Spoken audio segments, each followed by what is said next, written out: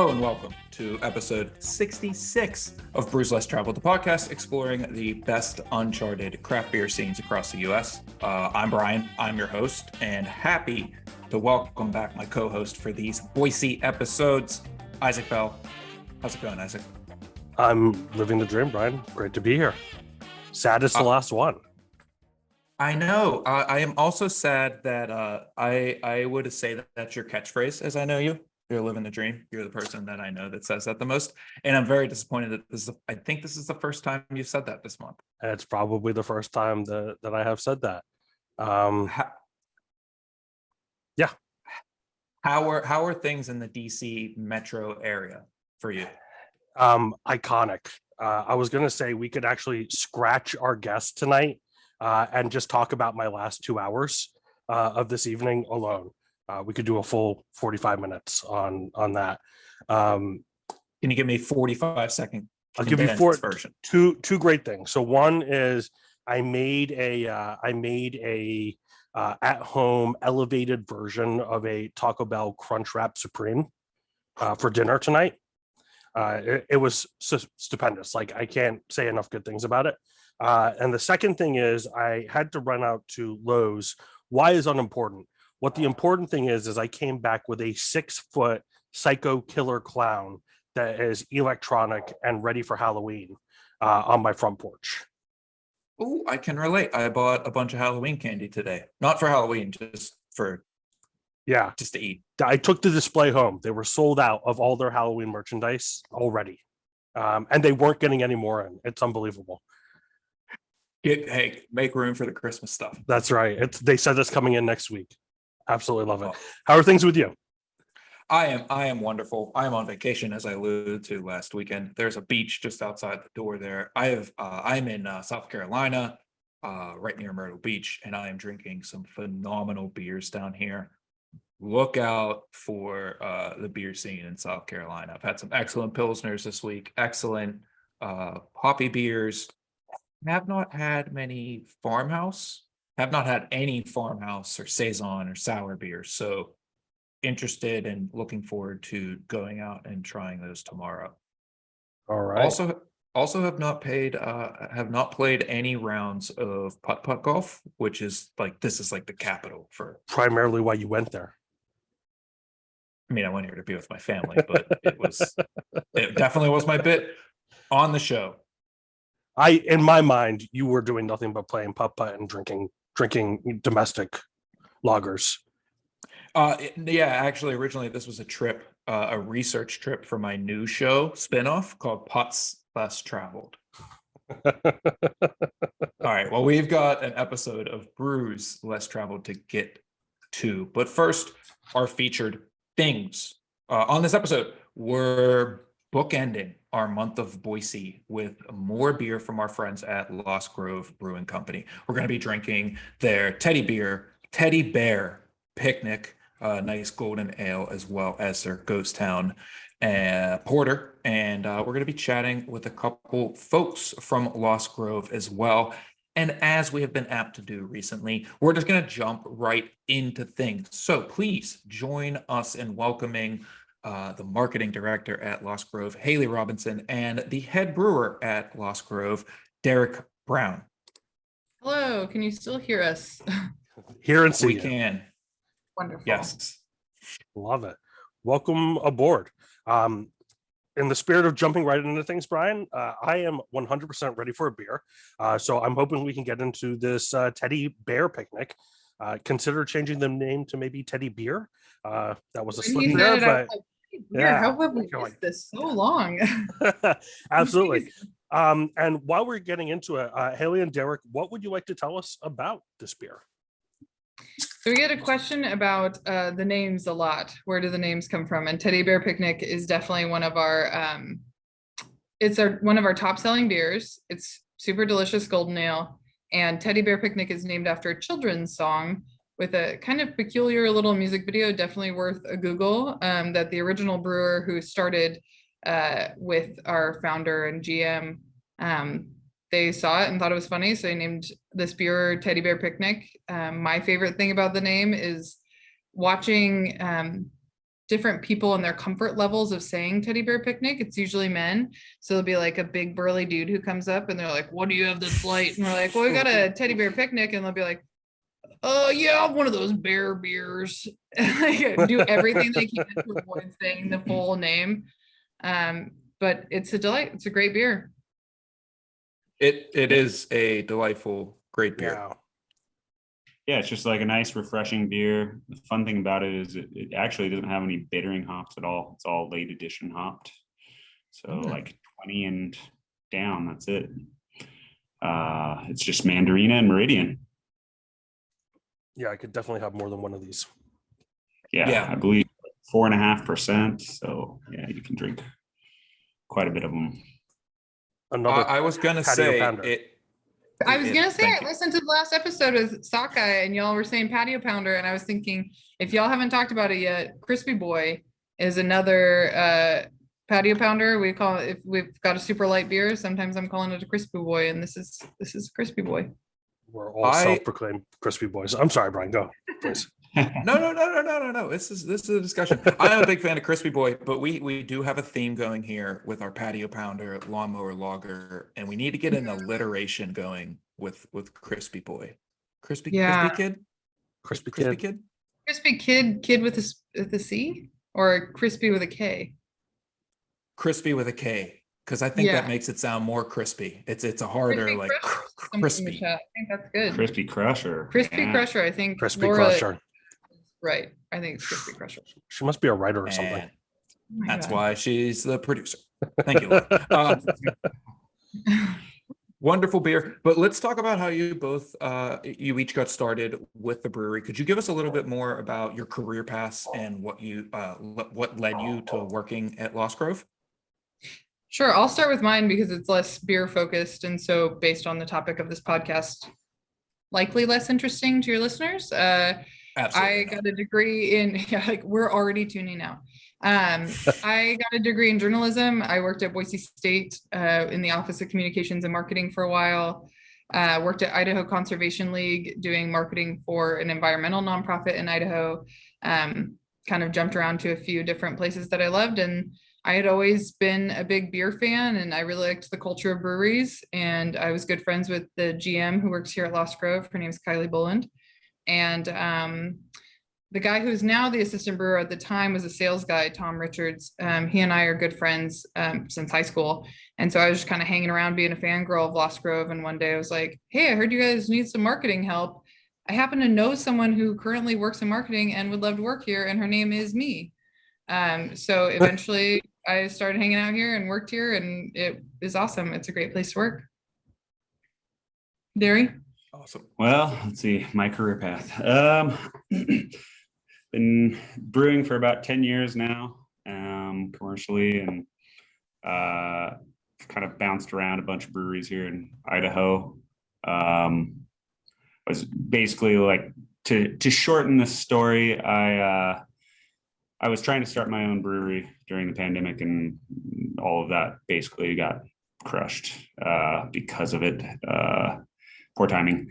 And then I ended up getting swooped up by another little brewery group here that is kind of like partners with Lost Grove, and then shuffled over this direction when their brewer left. And so I've been here for about a year and a half almost now, and then kind of working between both companies, I would say, or they're kind of like the same sister companies, but yeah. Secret. Awesome. Yeah. Love to hear. It's kind of newer information. It's been like Boise hot goss for probably a couple months, but yeah. Next beer name. Yep. There you go. Hot goss. Yeah, absolutely. It should be a Goza.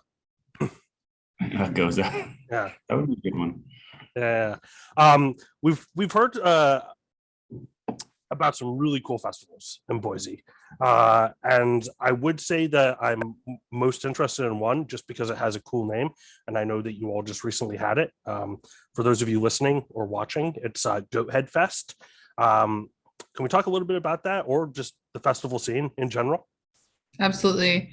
I think one of the things that makes Lost Grove stand out in the brewing crowd here in Boise is that we kind of have our fingers in everything. We are busy people, and we love to do events, and we love to be involved in events, and we have a great team who's excellent at planning events and executing them. So one of the main events that we do each year, that we participate in, I should say, is called Goathead Fest. So we partner with our buddies at Boise Bicycle Project, who are our physical neighbors. If y'all come to Boise and check it out sometime, share an alleyway with them. Boise Bicycle Project is an awesome nonprofit here in Boise, who help get folks who need bicycles. So mode of transportation, they help talk about ways that bicycles benefit us physically and environmentally, and they have a cool shop where you can bring your bike in and work on it, and they teach you how to fix your own bicycle. So really cool nonprofit. We work with them on a bunch of stuff.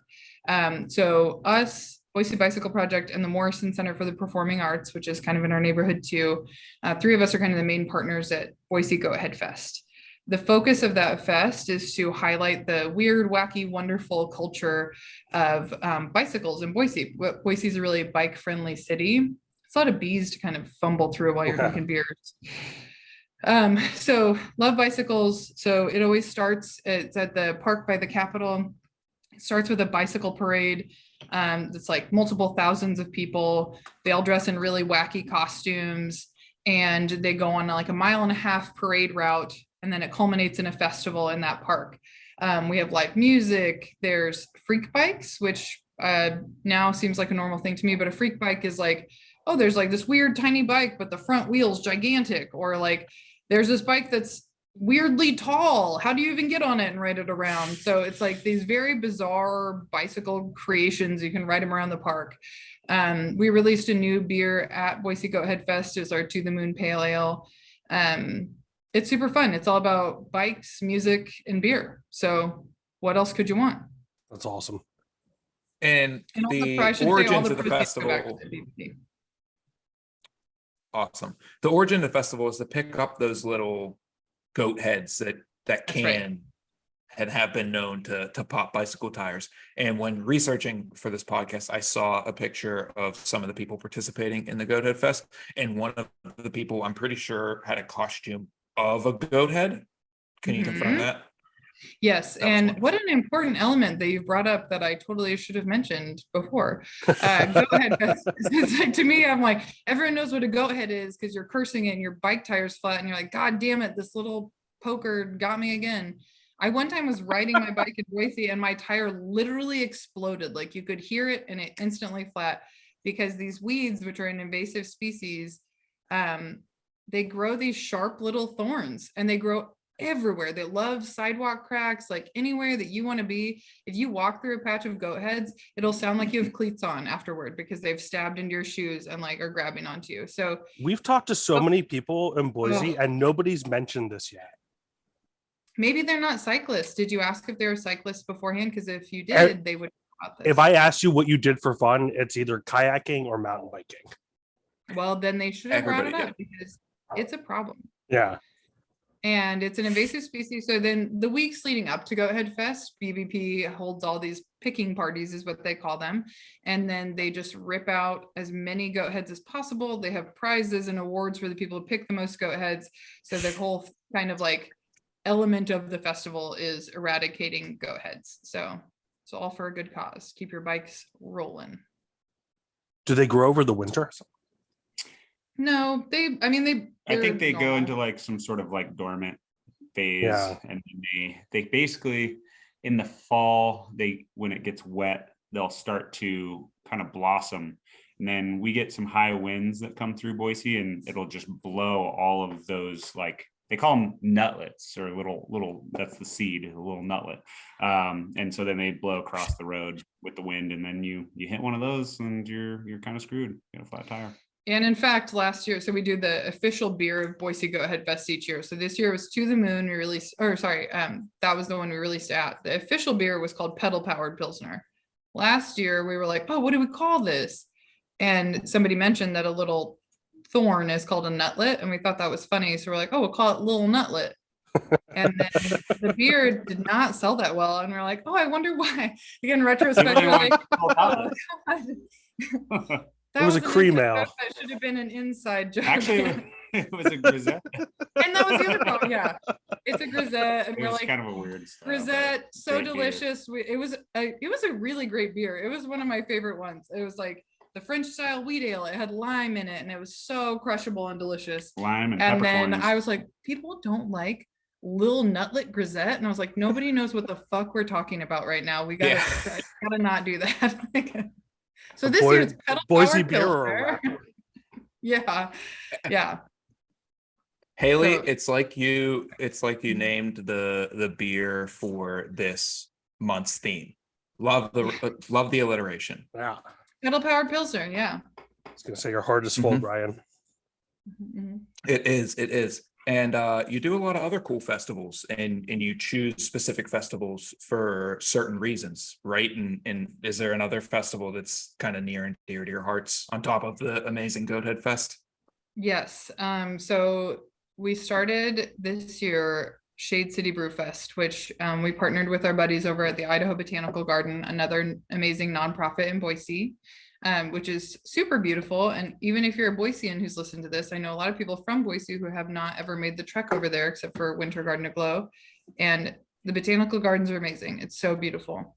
Partner with them through a beer fest, had 30 different beer vendors, and our main focus was sustainability. So that's kind of a big theme for Lost Grove in general. We understand that as a brewery, we're using a lot of water, and it's kind of a joke to talk about sustainability in some elements, that it's like, this is a water intensive industry. We totally understand that. So what are the other ways that we can participate and help cut on like what we're using on day-to-day basis? So as events people, we're like, we can do an event and try some new stuff. So we had our first Shade City Brew Fest on Earth Day this year at the Botanical Gardens.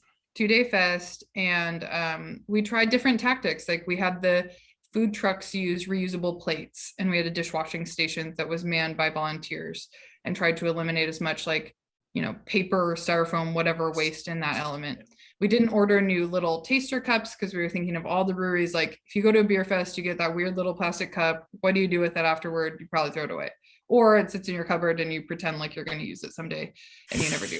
So we decided not to do that at all. And we used those weird little cups to measure the beers. And we just told people, bring a cup, just whatever cup you want. It could be literally anything. We'll just pour your beer into whatever cup you bring. So we eliminated the weird little festival cups. If people forgot to bring a cup, we worked with the Idaho Youth Ranch and we bought a ton of literally the most random cups you could imagine. We had like, you know, Jesus loves you coffee mugs, and we had giant plastic things. I saw someone drinking out of like a big horn, and we just took the beer samples and poured it into what people wanted to eliminate cups in that way. Like we just tried to be as inventive as possible. We had a screen printing t-shirt, screen printing service to make t-shirts on site, so we didn't have a bunch of t-shirts left over.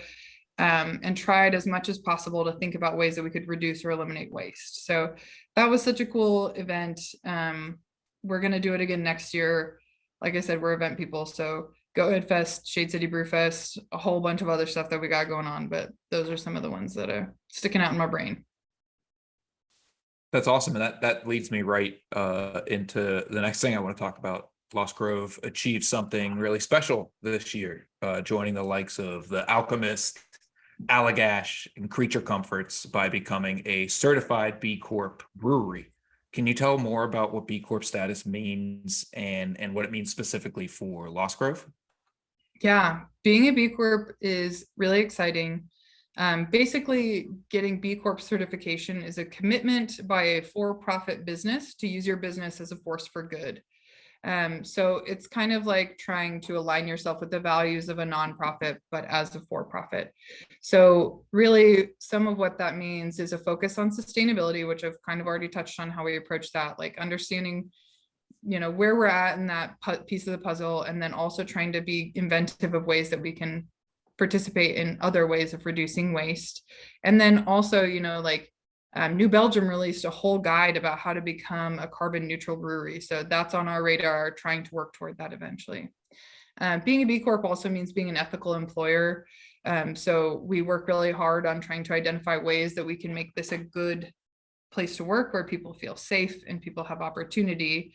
And then also focuses on community, which is a huge thing for us. We're super involved in trying as hard as we can at all junctures to figure out ways we can give back to nonprofits. So we have a program called the Powerful Pints Program. We feature a different nonprofit each month and focus on awareness and fundraising for them and giving back to the community in that way. Being a B Corp has been super exciting too, because it gives you this community of people who have the same values and are like going through the effort of doing this gigantic application that takes months to accomplish. And it's all for the sake of saying, this is important to us. This is something we're going to prioritize. And then we can lean on each other to figure out ways that, resources we can use, ideas of like how to be better, all these sorts of things. So it's been really exciting. That was announced in January, and we're just looking for more ways that we can continue to plug into that community and make a difference. It's so awesome. Yeah, I think that's really cool as well. I think wouldn't it be great if we could just take all for-profit businesses and just be like, hey, align yourself with the values of nonprofits and go out and do good. And they could all apply for Yeah, B Corp. exactly. Yeah, exactly. Yeah, that's awesome. I think It's a choice. I think a lot of nonprofits think with their hearts and not with their head. Not all of them, but it's more coming from a good place. And I think there's a lot of wheels spinning. So when you take it to a for-profit side, I like that idea. Yeah, I think our founder and owner, Jake Black, his mother is the executive director of the Women's and Children's Alliance here in Boise. So I think he really comes from a culture of giving back to the community, of caring about nonprofits. And that's always been a center point for Lost Grove since day one. Being a B Corp was on the radar.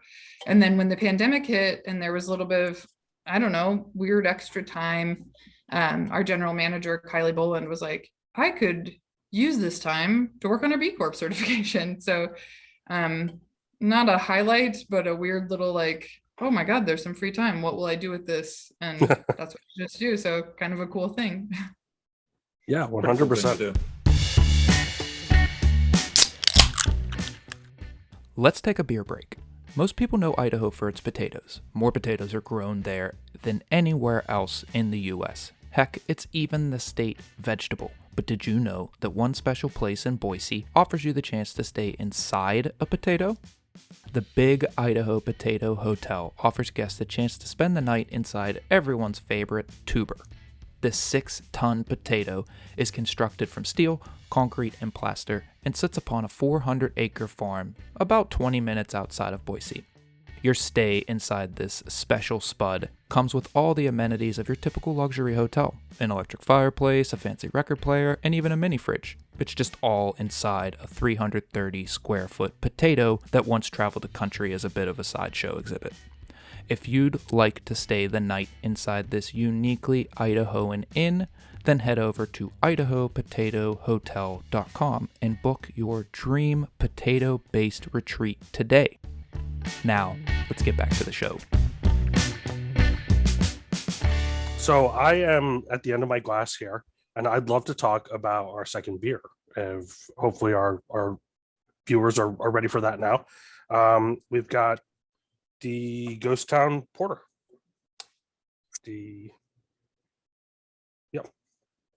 Coffee hazelnut porter, Yep. super smooth, super delicious, very good beer. Yeah, Good it's just it's an English brown porter base. Lots of hazelnut, big on the hazelnut for sure. Yeah, you can smell it. Yeah. Kind of a little chewy for what it is, but good. It's kind of like one of our fall staples. It moves a lot faster when it cools down here. Also a fun, spooky name. Yep, fun, spooky name. We do have Silver City here. That's not too far from Boise. It's actually a weird, like, abandoned mining town. You got to drive some weird, washed out roads to get there, but pretty cool place. I will say, I think Derek's just actually talking about a ghost town. That's not what It it's is a named ghost town. after. That's just It's not an actually, aside it's about a not- ghost yeah, town that he likes. exactly. It's the name Ghost Town Porter. We've our GM and founder are buddies with some folks in the Alien Jewel band, and one of their, I think it's an album oh, but it could be a song, is called Ghost Town something. And this is a little bit predates me, so I'm fumbling through it, but it was made in partnership with the Alien Jewel Band. And so that's kind of another tenet of Lost Grove. We love to support local music. And so that was the impetus for the name. And also Silver City is a cool ghost town. So there are ghost towns in Idaho. Lots of them. I can confirm, at least the can confirm. Can confirm. It's an album. There you go, album name. There And you I go. never stuttered on that. I knew from the whole time I said it perfectly the first time ever, and everyone remembers that. Yep. And Laura, cut the other part. I'd like to move on to the industry at large, or at the greater scope of the industry. Haley, what are some trends in beer marketing that are exciting you? It has been so interesting to go from kind of corporate world marketing into beer marketing, because as a current marketing team of one, there's so much to do where it's like, I'm making the Facebook event, I'm putting the event on our website, and we're doing reels on Instagram. And I'm sure that true marketing professionals are like, oh my God, you're just getting to reels. Aren't you on TikTok? And no, I'm not on TikTok yet. I can't do it. And I know it's basically the same as making an Instagram reel, but I'm not ready. But a lot of the trends in beer, I'm taking the lead from Derek. And one of my favorite beers that we have here at Lost Grove is called Teeny Tiny Cowboy. It's a cream ale. And for a while we were calling it a lager style ale because we felt like that was kind of more palatable to people, that they were like, a lager, I know what that word is. And, Derek had told me that it seems like there's kind of a push, and I'd be interested to know what y'all think about cream ales being a little bit more popular East Coast wise, and that it's like taking off, and people understand that a cream ale is not a creamsicle ale. It's a crispy boy. It's a light beer that is delicious, and we like that. And so we have a beer that we released last year. We didn't do it this year, called Lieutenant Dan Creamsicle Ale. And it is a creamsicle. It like has the whole like profile of being much more creamy. And so I was like, are we going to start actually calling Teeny Tiny Cowboy a cream ale, or will that confuse people? And it has, I think, confused some people, but we thought it'd be good to start with the educational piece of like, cream ale does not mean creamsicle ale, and that this is going to be a light, delicious kind of lager style ale that you will like. So, I think it's an interesting balance of using some of the tactics of marketing that are ubiquitous, and then also relying on the beer experts to be like, what should I be doing here? What are we calling this? How are we kind of marrying these two ideals and making something that makes sense to folks and is exciting to people who are in the beer community?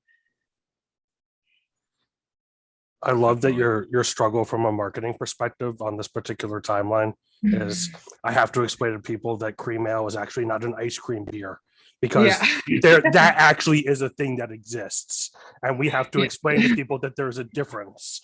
And you're like, from a marketing perspective, this is really hard. People are thinking they're getting ice cream beer. Yeah, people are like, there's no lactose in this, or like right. flavors. It's like, no, it's actually pretty basic. It's just fermented with ale yeast. Right. That's pretty much it. Yeah. I guess you're right. We do have the Genesee over here on the East Coast, which Genesee, which paved the released way the first for cream ale, I think, in like 1960. Yeah. We just got a sip of that the other day because I was like, oh my God, I'm learning. I love cream ales now. And Derek's like, here's a 6-pack of Genesee. Let's try this. And I was like, this is great. I love it. Let's continue go. to broaden my education. Beers are going down easy, boys. Yep. That's pretty much what it is. Speaking of which, we've talked a lot about different styles of beers and learning about different styles of beers tonight. Actually, I think this is the second time I've talked about a grisette today, which is wild. But Derek, what's your favorite style to brew, and also what's your favorite style to drink? Well, so now that you bring up grisette, it kind of falls in a lot of that. I think that was actually my first like beer that I did for Lost Grove when I first got hired, was the little nutlet, which we talked about. Not like a super traditional one, but some had lime and peppercorn in it. But it was so good. Yeah, I tend to lean towards. That sounds amazing. Yeah. I tend to lean towards farmhouse beers, saisons. I also like really funky stuff. Like I'm a big Phantom fan, but they're just fun to brew. I mean, you kind of just let them do their thing. You let them rip. They like to get hot. You want them to get nice and dry, you know. You can use all kinds of different grains in them. I mean, it's kind of like a open-ended, you know, whatever you want with making those kinds of beers. But I mean, it's all yeast derived, which is the fun part. So those are our workhorses. Those are the boys that do everything we want, you know. And yeah, I like traditional saisons. I mean, I would say, you know, one of my all-time favorites would be Saison du Pont, which is an awesome beer. So to brew and drink. Yep. I mean, yeah, brew and drink, I would say, yeah, in that area of beers for sure. Like, you know, Belgian table beer too, you know, something just nice and light and easy. Yeah. Drinking. Love it. Yeah, I sorry, I'm at a loss for words. I don't know if I should just go on to my next question or if I should nerd out about farmhouse ale and saisons, because yeah, it's such a wide it's such a wide brush to paint with. There's so much you can do to it. It can be so yeast forward, it can be fruited, it can be, you could dry hop it, you could do so much with farmhouse ale, and I feel like it's a beer. It needs its crispy boy, it needs its hazy boy renaissance. I'm hoping that farmhouse ale and saison is like the next thing, but it's probably not. I totally agree. I mean, I've made some interesting things at other breweries that I was at. Like I made a beer de garde that was a little funky and weird, with using a traditional yeast from France to make it like the northeastern region of France.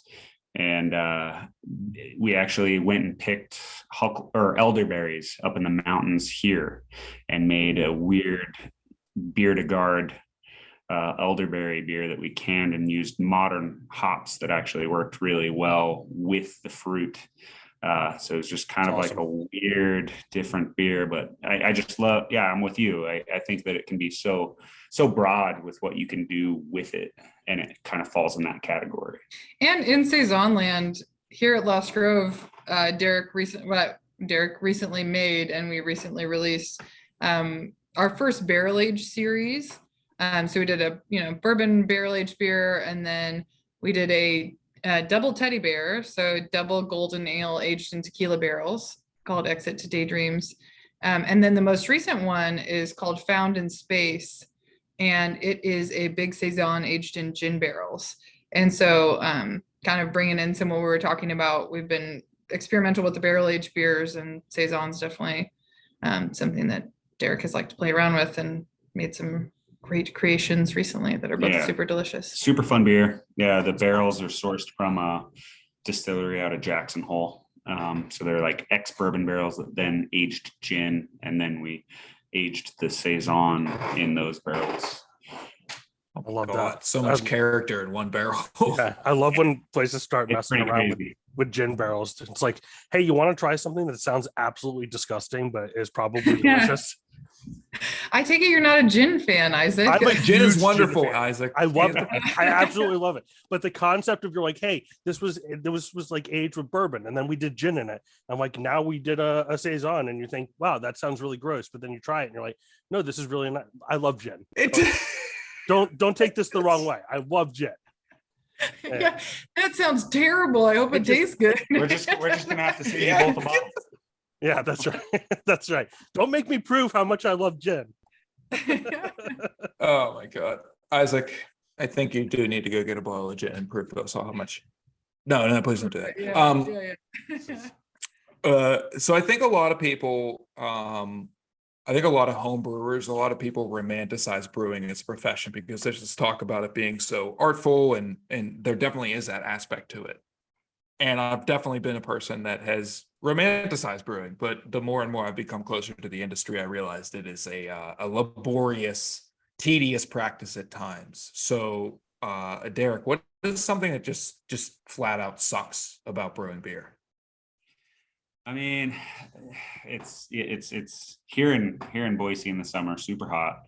And so, I mean, we have a swamp cooler that kind of helps keep the whole facility cold, but It like moves the hot air onto you. So it's not like stagnant hot air, and then it's just like pressing against you a little more in a Just- cooling you way. just get a little toasty, you know? And then also you're just working, you know, under like the pressure of like things that are in a tank, literally under pressure. And so, I mean, sometimes you get things blasted all over you where you're like, And by "All things, right." he means beer and hops. Yeah, beer, hops, yeast, you know, all of those things. But it makes for sometimes a pretty messy day. You know, you smell, you're a little sticky, a little crusty when you're done. Yeah. But I mean, other than that, I mean, it is a lot of hard work. It's worth it though. When you get to like enjoy the fruits of your labor and you know, share it with people, it makes it worth it. It is a lot of hard work, but I mean, and the artistic aspect is I would say my favorite part of it for sure. There was a day, I can't remember, we had to go somewhere after work. We're like, oh, I gotta get somewhere. And Derek walks into the office and he's like soaked head to toe. And he's like, I need your car. I gotta go back to the house and change. And I was like, what has happened to you, sir? And he had thrown some hops in it. I got the Green Dragon. Yeah. I don't know if you guys have heard of the Green Dragon. I know. I think you should explain. I don't. We haven't talked about it very much, but you should So explain sometimes what happens. Yeah. A beer can be kind of volatile, and you go to do a big hefty dose of a dry hop into the tank, and you can have a little bit of a release of gases and all kinds of liquid and hops sprayed back at you before you actually even know what's happening. And so, yeah, one day I was just dumping, I mean, it was probably like 60 pounds worth of hops into the tank. And before I knew it, I could actually see the leafy matter flying out of the funnel at my face. And I was like, oh shit, I've seen this before. And before I could even stop to put the cap back on, it was blowing in my face and all over the ceiling. She's like, well, and then my poor assistant, he's kind of new to it, was like, what do you need me to do? What can I do to help you? And I was like, you just got to stand there and watch this geyser. Get the Riding it hose. out, buddy. We got to ride this one out. It's flying everywhere. He's like, wow, this is a mess. Yep. Kind of how it goes sometimes. Do as I say, not as I do, kid. Yeah. Better me than you right now. If you have an appointment in the middle of the day, like I could be like, oh no, I have to like run my dog to their vet checkup, and I can be like, I'll be back in half an hour, and Derek's like, I cannot leave the back brewery space for this amount of time because there's a timer going off telling me I have to go do another thing. I have 20 minutes for lunch. Like after those 20 minutes, if my lunch is not done, I simply don't eat the rest of my lunch. So I think some of like time constraints and rigidity of like brewing has been something I've observed. I'm like, oh, that seems like a cool job. And then I'm like, well, I kind of like being able to be like, oh yeah, totally grab coffee in the afternoon. Yeah, it's nice. You know, Must when be you hit nice. when you hit boil. Well, I got some hop additions that are gonna come here in about 15 minutes, and then I got 5 more after that. It's not like you can be back there working in your birthday suit either, right? You've got to. Nah, you definitely boots want to and be pants wearing and- some clothing and Yeah, he protect tried it. It was yourself. frowned upon. No, that's Yeah. true. Derek Like, wore sandals for a whole week and they kept sending him home. Thought he would get it one of the times. On the 7th day, we're like, That's right. bro, we bought you some rubber boots. Just put That's these right. on. put your stinky feet in those Put, boots. put the Birkenstocks back in the closet, bro. All right. So if someone's going to Boise and they want to go to somewhere other than a brewery, where are you sending them? First, I would be like, why don't you want to go to a brewery? There are so many fun options. Right. But if they were not movable on that point, I would say, I was thinking about this. We went to the, Morley Nelson, I think is what it's called, the World Center for Birds of Prey recently. And it's just outside of town. It's a little bit of a drive, but not too much. And it's so cool. They basically saved the peregrine falcon. I'm a super dork for animals, so I was Whoa. totally hyped about this. But Peregrine falcons on the brink of extinction in the 70s, 1970s, yeah. 70s. And they were like, we better help these guys. And they now peregrine falcons are like off the endangered species list because they did all of this breeding and re-releasing. And now they're working on California condors, and they're like the main breeder of California condors to help re-release them. And you can see the condors, you can see all these dope, gigantic birds, and they do these little presentations. We've got to see this giant owl named Oliver that's flying all around the room. Anyway, highly recommend that because it was extremely cool experience. Boise in general has amazing like foothills and greenbelt and all the outdoor recreation that everybody is talking about all the time. We also have like the second biggest Basque community here in Boise. And so Hell yeah. we have what you would, some people may have heard of as Hyaldi, which happens every 5 years. So it's just this huge festival that only happens in the Basque country over near Spain and here. And so the next one is 2025, and it's, I mean, the streets shut down. It's craziness, but tons of fun. And so we plug actually, your favorite bar. Plug your favorite bar. My favorite bar is Bar Guernica, which is in the Basque district here in Boise. The owner, he's highly selective, picks great beer, food's amazing. Yeah, I mean, I probably go there too much. I love both of those answers. I swear, if one of you told me to go mountain biking or kayaking, I was just going to leave. Like, that's enough. We get it, Boise. We get it. But we know what you guys are about. Well, what's funny is before this, we featured Bend, Oregon, which has wonderful mountain biking and kayaking. Yeah, and before that, we featured Missoula, which has wonderful mountain biking and kayaking. And it's like, those places are awesome, and those things are awesome. But I love hearing about, hey, we have this amazing bird place that maybe saved the fastest. I believe the Peregrine Falcon is the fastest. Yeah, dude, it is the fastest. We learned that too. Yeah. When they're in their dive, they're going like the record was 245 miles an hour was the record that they measured it. Oh, and man, also, by the way, that was like no casual drop either. You were like the world center. The World Center for Birds of Prey. That's a pretty big deal. Sutter, that's its name. The World Center. I hope I got that right. Yeah. 100%. And really, we actually coordinated this ahead of time. We're like, Brian loves alliteration, so we have Big Birds Basque. So those are some Boise things that you can do around here. Yes. There it is. Yep. Awesome. So if you had to sum it all up, what is one thing that you wish Boise was more well known for? What do I wish Boise was more well known for? I don't know. Friendliness. Maybe that's like an everywhere thing. Have people said that already? Nope. Yeah, I think that every time that I hear feedback about what is cool about Idaho, because there are a lot of things like that we get in the news for that aren't so cool. And so like, what are the things that I wish that it could be like, what is Idaho? What is Boise notable for? We have like the best community. We just have extremely nice, helpful people. And, I feel like this is one of the places where it's like, if you are new to town and you're coming by a brewery or the World Center for Birds of Prey or wherever maybe you are, and you said, I need help with something, or where should I go next, or what's the deal? People would go out of their way to be helpful and friendly. And that's something that I thought has been wonderful about living here, and something that I really covet about our community in general is I think be Boise kind is like something that I've seen on signs and stickers and stuff that I'm sure somebody invented that is not me, but I don't know who to credit right now. What about you? I think for me, I do strive and want for Boise to be more well known for the beer, craft beer.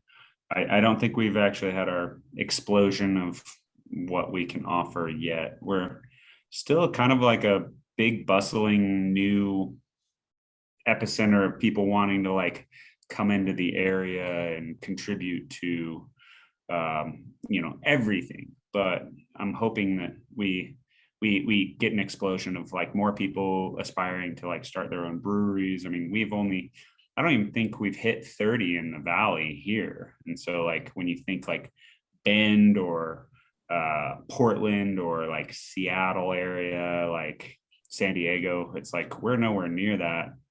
It's just I would love to see more variety and for us to be a vacation destination for the craft beer lovers. So people are like, oh, we should go check out Boise. Boise here's a rad place for good craft beer. But and then hopefully they learn that there's a lot of other fun things that Boise has to offer too.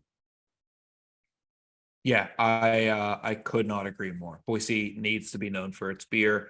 I believe I read Idaho has the 12th most breweries per capita out of any state. So I feel like it's right on the cusp of having that big boom. And with the hop production coming out of the state the way it is, and that's starting to be more well known to just like general beer drinkers, I think it's bound to happen. And also Boise's cool as hell. We're shitting on mountain biking and kayaking here, but there's really good mountain biking and kayaking. We're not. Lame. We're so tired of hearing about how rad these places are. We get it, bro. Oh, I like don't care about your cool specialized full suspension bike. Oh, yeah. Yeah, no, talk to me about the Pedigree Falcon. Like that's what I'm here for now. Did you just say Pedigree Falcon? Did you say Pedigree Falcon? I did.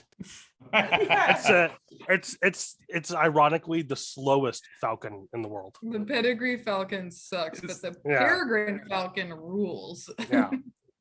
They're bizarre. It's a bizarro falcon. Yeah. But it has a birth certificate to show it came from a nice lineage. That's why it's the Pedigree Falcon. That's right. It's all about documentation with that bird. Yes. Yep. Also, what you learned at the World Center. That's right. I went to the World Center. I learned so many things. I can't say thanks enough for joining us, Haley and Derek. This has been an awesome discussion. Where can people find Lost Grove beer? People can find Lost Grove beer at Lost Grove Brewing in Boise. We're in the Albertsons and Wincos around the Treasure Valley. And if you'd like to learn more about us, you can visit lostgrovebrewing.com or find us on Instagram. And also, I see there are a couple of questions in the chat, and I would be remiss to not answer those whenever you, our fearless leader, feels it is appropriate. I am not fearless or a leader of anyone. Please. Okay, great. I'll just go ahead and jump on in then. The first question is from RJ, who says, "Can you tell us the artwork for the where the artwork for the logo originated?" So, if you're asking about Teddy Bear Picnic in Ghost Town, it's not an extremely sexy story.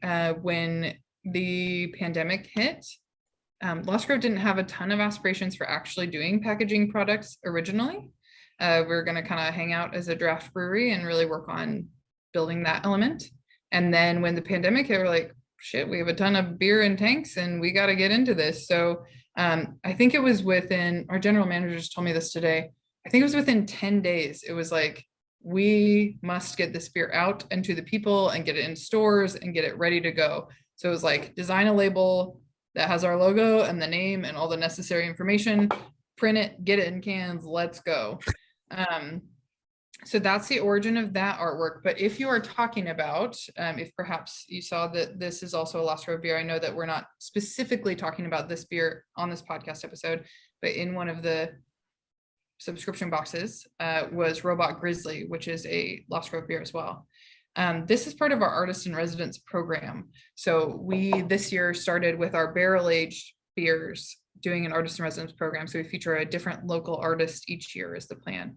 So this is Miguel. He's awesome.